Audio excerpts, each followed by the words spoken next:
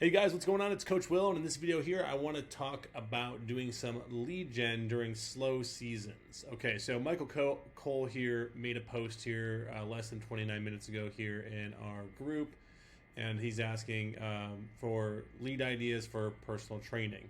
As far as lead gen goes, this will pertain to like group gyms, small group gyms, personal training, any type of fitness studio, really. And he's asking here, anyone tried anything that gets attention of the people in the area? We are averaging 8 organic clients per month. We all know June, July, and August are the slow months. I was wondering if anyone has run things in the past or had an approach that attracted people during the summer months. Yeah, so good question here. So yeah, I mean, he's not wrong in that typically during these months, right now as of this recording, we're in the middle of June, and June can be a little bit of a flat month for gyms because really it's for obvious reasons, right? You have people coming off of the school season ending, and a lot of people that are members of our gyms, it's when they either plan their summer trips, or if they have kids, it's when the summer trips with the family begin, or if they're just out of routine, right? I have kids. Anybody that has kids knows that as soon as school gets out, whoever the parent is in the family whose job it is to more or less keep the kids' routine in check, their routine tends to go out the window when that whole thing changes. It's something that, as of right now, we experience with our kids having a 6-year-old. So definitely something that has impact and is very relevant to gyms. Now, that being said, July and August are not typically slow months. He kind of lumped June, July, and August in there. July is actually it can be a flat month depending on your market because you're talking more middle of the summer. But things do tend to kind of tick up in July. And July is a great month to start working. If you're going to build pressure, build awareness, and build traffic going into August, July is the month to really be doing that. In fact, June is a month to be doing that. Really, you should be doing that all the time. But like August is typically a very, very good month, right? And again, that depends on your market. He might be saying June, July, and August because maybe in his market it is a slow month traditionally. But in a lot of markets, we really just see June kind of be like the trough. And that can also include the beginning of July. And then depending on the market, it really depends. And it really does come down to when the kids get out of school, right? If the kids get out of school, or when the kids go back to school. When the kids go back to school. In some markets, the kids go back to school August 1st. In other markets, they go back to school September 1st or somewhere in between, right? And people like to wind down the summer before the kids go back to school. They like to get a couple of weeks of like normalcy at home before the kids go back to school. So, as far as like what to do now about this, and really like it's more of a question of like if you're slow in general, what should you be doing? So I like to go back to fundamentals, right? So I always look at it like this, right? So if I go to, I'm gonna go to Canva here and just get out this little whiteboard here, and I'm just gonna draw this out because it's best to kind of break down the fundamentals here for anybody who might be watching, because it really is the same in the end, no matter what time of the year it is, right? So there are only, if we go here, there are only really 3 ways to drive traffic for any business, okay? All right, and what those 3 ways are you either own the traffic, you earn the traffic, or you buy the traffic, right? Now, when we say traffic, what I am referring to is I'm referring to people seeing you places on the internet or wherever they might see you, right? And that could be like Instagram, that could be Facebook, that could be Google search, that could be a billboard driving on the street, that could be driving past your gym. All those things are traffic. That's people just seeing you. That's not necessarily a lead gen, that's just traffic. And what's important to understand about that is like if we think about the marketing funnel as a whole, traffic is what goes into the funnel. So if we have a funnel here and we have a bunch of stages, at the top we have leads. They're a lead. Here they're a booking. Okay, I'm not going to try to draw this. From here they're a show. From here they're a sale. And here you resell them, right? So you have like essentially, if I were to do this, you have lead, you have traffic, leads, bookings, sales, and resale. Resale means like getting them into like ongoing, converting them into an ongoing recurring client, which is what we all sell as gym owners. So the stages look like that, right?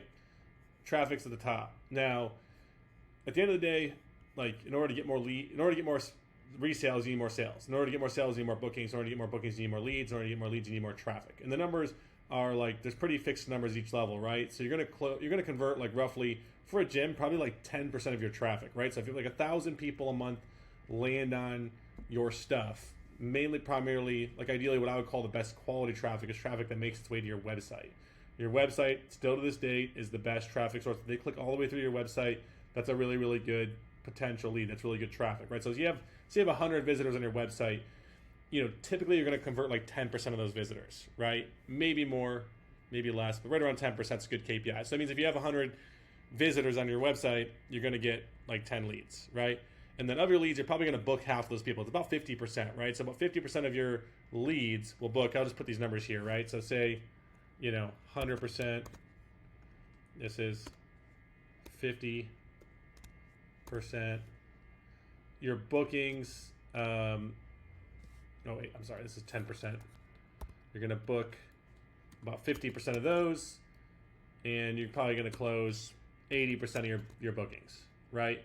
And then you're probably going to resell 90% of your front end sales, right?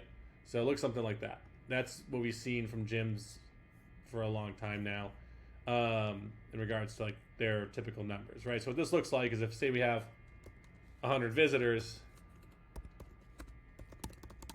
right here, and we convert 10% of those, means we're going to get about 10 leads. And this is assuming you have like a really good landing page and really good funnel and all that stuff. And then, so you have 5 leads, you're probably going to book half of those, which means you have 5 bookings. And if we sell 80% of those, it means we're going to sell 4 sales, 4 closed, right? And then as far as resale goes, it means we're probably going to keep, 3 to 4 of those, 3 to 4 recurring. Okay, so it's like that's what the numbers look like, right? Like they look like that for your funnel, for the stages of your funnel. We'll just put it there. Okay. So traffic is just this top part, right? And during the summer, that's what goes down, right? During the summer months, people are not searching for gyms, right? And at the end of the day, like where someone's going to search for a gym is probably going to be the place where they're likely to find like the best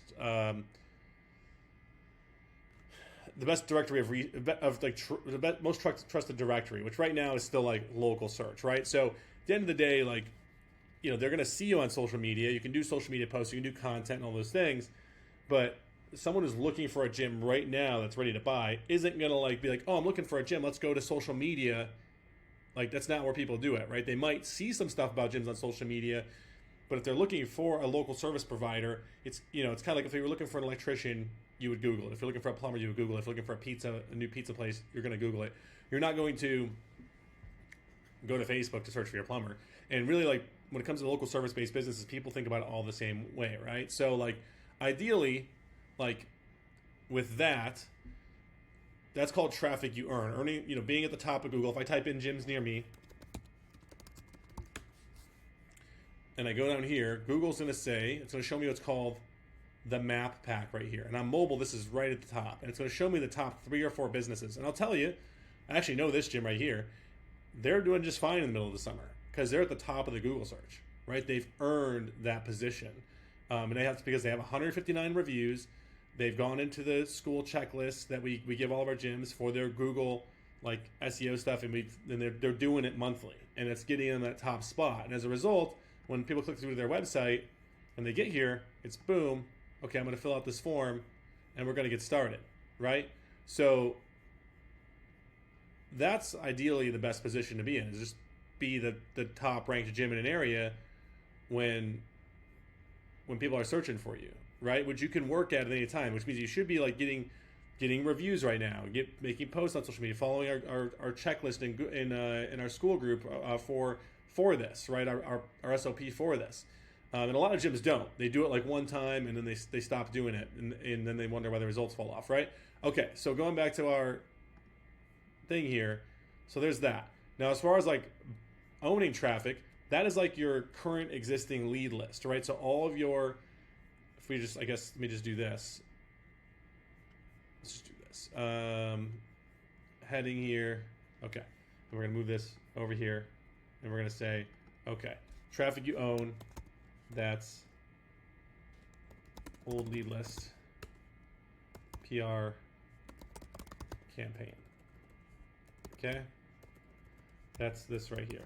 Now, PR campaign is using Gymnetics to send a blast to these leads to say, hey, we have a summer thing going on. We're running a free week this week. Do you want one? And it's doing a text blast. And if you got a list of like 2,000 or 3,000 leads from the last couple of years, this is a great time to do this. You should be doing this like probably 3 to 4 times per year. Doing a PR campaign. PR stands for Prospect Reactivation Campaign. We also have the training on how to do this and the workflow built in Gymnetics for you, so you can run this out to your gyms or out to your prospects, right? So PR campaign, that's where you leverage own, right? Now, as far as earn, that's work on. So there's a couple things here, right? So one is, your local search, like we talked about. Reviews, so you stand out. Because the thing is, Google, when you snooze on Google, you slowly fall down the rankings here. And every spot you fall down the rankings, you lose traffic. The top spot gets the most clicks, right? This right here gets the most clicks because people are lazy and they're not going to click more businesses to go find your gym if you're like 10th on the list, right? No one scrolls down that far. They're going to pick the gym right at the top here because it's easy. And if that gym also happens to have really good reviews like Next Level does, then they're just going to click through to your website and they're going to become a lead. And this gym is actually a client of ours, and they're crushing it. They're doing great, and it's in the middle of the Arizona summer, which is like the hottest place. Nobody stays here during the summer, and this gym is still growing, right? So if they can do it, it absolutely works, right? Now, there's that. So you can do that. Another thing you can do to earn traffic is you can do social media content, right? And you can do social media content daily and consistently, and you can focus on, providing value posts, testimonial posts, calls to action, what else we got here? How to, yeah, it's kind of part of value, but like just being consistent every day and providing not just a post. Like most gyms, when they make a post, it's just these random posts of like a member with a pain face doing like toes to bar or something like that, right? And like it doesn't do much for people like watching who are prospects. It may do something for your existing members, but that's it, right? So there's like your things that you can kind of control there on the earn side. And like with this, you'll earn some traffic, right? People will see your stuff and they'll get into this funnel, and you'll start to get your like percentage of those, right? You'll go convert, right? The more traffic you get, the more leads you get. The more leads you get, the more bookings you get. More bookings you get, more sales you get, right? And then over here, buy. This is our last option, right? This is like what we resort to when we're like, hey, we don't want to work for it. We're just going to spend money. You can run. I'm just going to delete all this. You can run ads, okay? So paid ads, right? And as of right now, despite all the hype on all different other kinds of things, what is still the most effective is meta ads, right? So that's, FB, primarily Facebook still, and IG. IG ads still don't really, ads running directly to IG don't really produce the ROI that Facebook still does. And that's because like Facebook's just, they figured out how to serve ads on that particular platform where like the copy and the media works. IG is like, it's a scrolling picture book. It's a big, what's the word I'm looking for? It's a picture book, right? So like people don't really read the captions, and if they don't read the captions, it doesn't hook and it doesn't get them to take action, right? So Facebook's still the most effective. We get gyms that get $2, $3, $4, $5 leads on Facebook still to this moment, with 5, 10x return on their ad spend, right? You could run Google ads, right?